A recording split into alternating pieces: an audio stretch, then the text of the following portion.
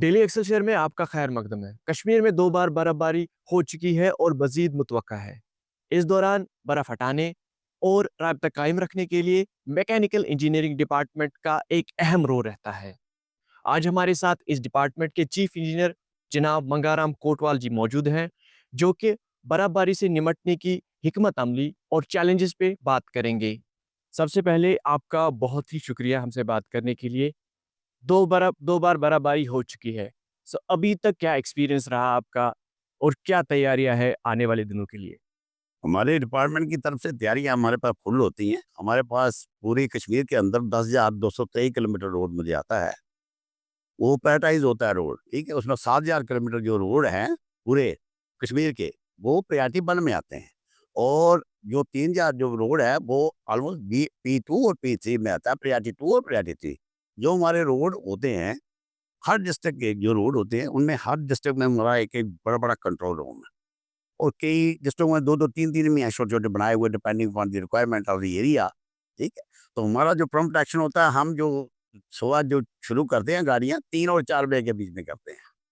सुबह हमारी क्लियर है, अगर रात में बर्फ़ पड़ रही है या पड़ गई है, तो सुबह 3 से लेकर 4 बजे तक हम पूरी मशीनरी डिप्लॉय करते हैं। जैसे मैं अभी का एक्सपीरियंस आपको बताऊँ, जैसे ये बर्फ़ गिर रही थी, हमने सुबह 3 बजे गाड़ियाँ डिप्लॉय कर दी थी कश्मीर के अंदर। जिस श्रीनगर जो था, ऐसे बाकी एरिया के जैसे, तो जब जो जहाँ मेरे 10:30 बजे के आने-वाने डिप साहब हम खुद आए थे मेरे कंट्रोल रूम में, तो हमने उनको रिपोर्ट उस वक़्त में द 10 मिनट पहले ही रिपोर्ट दी कि जनाब मैंने 70% जो रोड है मेरे, that has been cleared from all the Kashmir throughout the valley.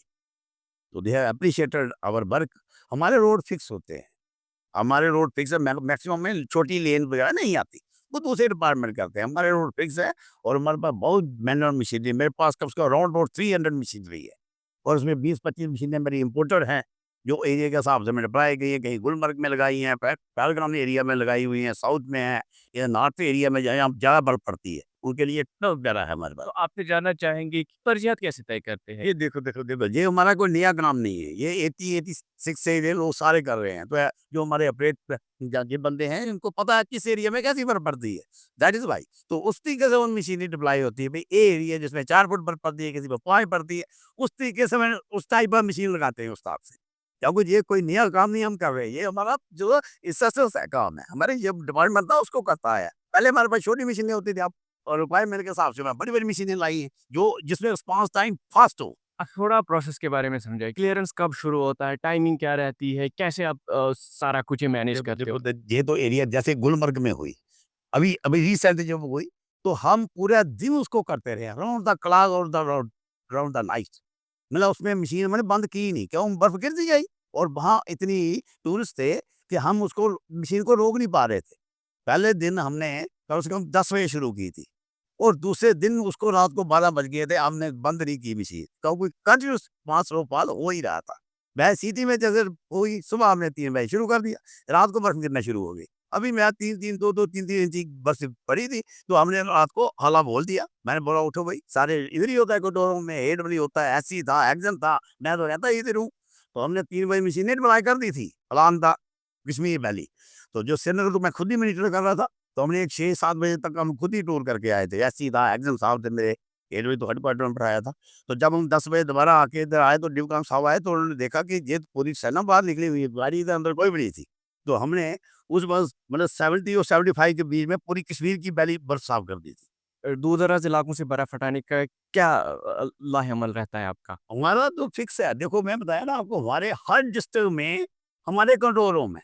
अगर मेरे को भी लगता है, जैसे मेरे पास अनंतनाग डिस्ट्रिक्ट है, ठीक है? मुझे लगता है मैं वहाँ पे उस एरिया को कैटर करने के लिए 25 मशीनें लगती हैं। कौन-कौन सी टाइप की लगती है, 25 इंस्टॉल करके रखी है वहाँ पे, लाइक दैट।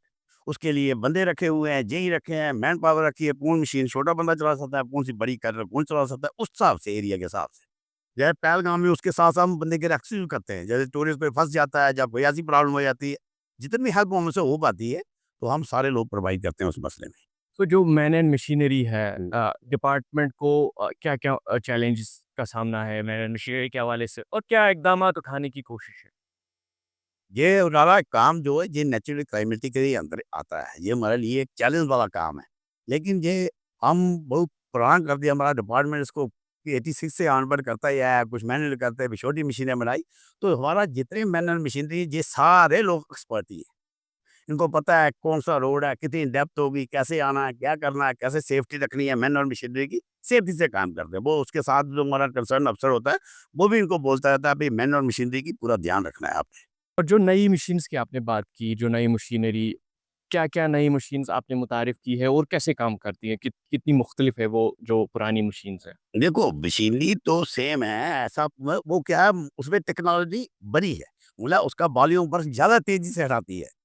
उसका काम ये है, जो इम्पोर्टर मशीनें लगाई है, वो बेसिकली एरिया जो टेरिएंट हाई होगा ना, जिसकी रोड की इंक्लिनेशन बहुत है, जैसे दुधवसरी वाला रोड है, कहीं हाई स्टीप है, छोटी ये दूसरी गाड़ी जो है, जोर लगा के बर्फ हटा नहीं सकती। इसलिए उस टाइप की मशीन आप वहाँ पे लगाते हैं। तो अभी जो ये डिपार्टमेंट था बहुत ही वाइब्रेंट डिपार्टमेंट था पहले से। इसका जो दायरा था बहुत वसी था। अभी वक़्त के साथ-साथ क्योंकि बहुत सारे बाकी डिपार्टमेंट से गाड़ियाँ आती थी यहाँ पे ठीक होने के लिए। वक़्त के साथ-साथ वो दायरा थोड़ा सिमट-सा गया है। क्या डिपार्टमेंट के लिए कोई प्लान्स है, स्ट्रैटेजीज़ है इसको जो दायरा है बढ़ाने के लिए? देखो, पहले क्या, जब पहले डिपार्टमेंट क्रिएट हुआ था, तो हमारे पास जितनी कंस्ट्रक्शन मशीनरी होती थी, जैसे आर-एन-बी वाले जितने कॉन्ट्रैक्टर वगैरह होते थे, ये लोग, ये मशीनरी हमारे से लेते थे। इसमें रोड रोलर हो गए, डोजर हो गए, दूसरी मशीनरी क्रेनें सारी लेते थे। आजकल जब से रीऑर्गेनाइजेशन स्ट्रक्चर हुआ है, हमें ये काम कम हो गया हमारा। क्योंकि इंस्टेड ऑफ दिस मशीनरी हमें ज़्यादा ज़िम्मेदारी पड़ गई, जो आज का हॉस्पिटल जो है, जैसे जीएमसी जितने हॉस्पिटल हैं, उसके एसोसिएटेड हॉस्पिटल, वो ही सारे मेरे पास आते हैं। डॉक्टर हेल्थ के इंस्टीट्यूट जितने हैं, वो हमारे पास आते हैं। स्कीम सोलर इंस्टीट्यूट है, जेवीसी है, ये हमारे पास आता है। इसके अंदर जितना इलेक्ट्रोमैकेनिकल काम है, वो वहीं गैस प्लांट होंगे, लिफ्टें होंगी, पाइप सिस्टम होगा, जितने भी इलेक्ट्रोमैकेनिकल काम होते हैं, वो सारा मेरे डिपार्टमेंट करता है आफ्टर द रिएगुलेशन सेक्टर। सो अभी फ्यूचर प्लान्स क्या है? क्या अभी फ्यूचर हम जो हमारी मशीनें बीच में कोई पुरानी हो रही हैं, इनको हम अपडेट करेंगे। मतलब चाहे 4-5 मशीनें इस साल कोई बड़ी पुरानी होंगी, वो प्रॉब्लम होगी, जो रिपेयरेबल नहीं होगी, बियॉन्ड इकोनॉमिक उपयोग, 4-5 हम अगले साल के लिए और ऐड करेंगे इसके अंदर, ताकि जो हमारा रिस्पॉन्स टाइम होता है काम करने का, वो बढ़ता जाए। आप अभी आपके पास कितनी मशीन्स हैं? क्या आपको लगता है कि आपका जो डोमेन है, अभी लेन्स बाय लेन्स का आप नहीं उठा रहे हो, स्नो क्लीयरेंस नहीं कर रहे हो, क्या आपको लगता है आपको बढ़ाना आपको वो ज़िम्मेदारी भी मिलनी चाहिए? वो देखो, वो तो गवर्नमेंट डिसाइड करेगी। जो हमारे हमारे पास जो रोड आते हैं, वो आरएनबी के रोड है और पीएनजीएस के रोड है। वो 2 टाइप के रोड आते हैं हमारे पास, वो हम वही करते हैं। बाकी जो छोटी लेन्स होती हैं, उसके लिए तो मेरा म्युनिसिपैलिटी वगैरह करते हैं, कुछ मैनुअली करते हैं। छोटियाँ गाड़ी तो हमारे पास होती है, जो गली के बीच में जाए, छोटी गाड़ी नहीं होती। हमारे पास मोस्टली मेन रोड आते हैं, जो एक-दूसरे को कंडक्ट करते हैं। मतलब वो जिले के साथ दूसरे को कंडक्ट करेगा। बीच इनर लेन जो होती है, वो उसकी तरफ हम नहीं हटाते। तो दिस इज़ क्लियर। अभी फंडिंग के हवाले से या कोई मुश्किलात डिपार्टमेंट को है या कोई प्रॉब्लम नहीं है? नहीं, फंडिंग तो चलो हमारा बजट अप्रूव हो गया, अभी पैसे रिलीज़ हुए नहीं है, कुछ हुए हैं और रिपेयर के लिए आए हैं। तेल वाले भी कुछ पैसे हमारे पास परसों रिलीज़ किए हैं सेक्रेटरी साहब ने। तो वो तो चलो, जो हमारा बजट है वो अप्रूव्ड है, तो उसमें बड़ा खुशी करेंगे। लेकिन क्या होता क्या है कि हमारे पास जैसे हमने 3-3 4-4 बार बर्फ आ चुके हैं बीच में। जैसे जब इस बार, अब 2 बार तो इस बार नॉर्थ में पड़ गई, साउथ में नहीं पड़ी। वो अब पड़ी तो पूरी-पूरी कश्मीर में पड़ गई। इससे पहले भी कश्मीर में पूरी-पूरी पड़ गई है।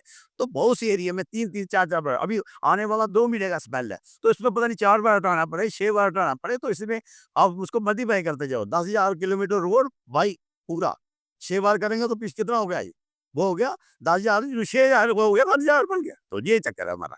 तो अभी जो नंबर ऑफ व्हीकल्स है, स्नो क्लीयरेंस व्हीकल्स है, वो कितनी है और क्या डिपार्टमेंट को और दरकार है व्हीकल्स? देखो, हमारे पास 300 के आने-माने व्हीकल्स हैं, जो रोड पर भी हैं और वो चलती हैं सारी। उसमें छोटी हैं, बीच में बड़ी हैं, और दैट इज़ आई थिंक जो मैंने अपना एक्सपीरियंस देखा है, 1 साल से मैं इधर हूँ, तो इट इज़ सफिशिएंट प्रोवाइडेड कि हम इन लोगों की जो मशीनरी होती है, उसको छोटी-मोटी वेयर एंड तेयर होती है, उसी वक़्त तुरंत हम रेक्टिफ़ाई करें। क्योंकि ये चैलेंजेबल जॉब होता है। जब हम ऐसे जगह करते हैं, जहाँ बीच में स्लाइडें पड़ जाती है या कुछ विज़िबल नहीं होता सिस्टम, कई बार छोटी-मोटी डैमेज हमारी होती है। जो 2 दिन 3 दिन हमें लगते हैं, बचते हैं, उस पीरियड में हम इनकी बार फुटिंग पे इनकी रिपेयर कर लेते हैं। अगर कोई होता है बड़ा टूटे फुटोश हो, ऐसा मटीरियल हमारे पास, जैसे इम्पोर्टेड गाड़ियाँ हैं, इसका मटीरियल हमने कुछ लेके रखा है। शायद जो मटीरियल हमारे पास हो, वो चीज़ टूटे नहीं, कोई और चीज़ टूट जाए, तो इनका वो करने के लिए हमारे लिए थोड़ा टाइम चाहिए होता है। But we are ready in, और मेरे पास बड़ी एक्सपर्टेड टीमें हैं। We are managing it in a better manner.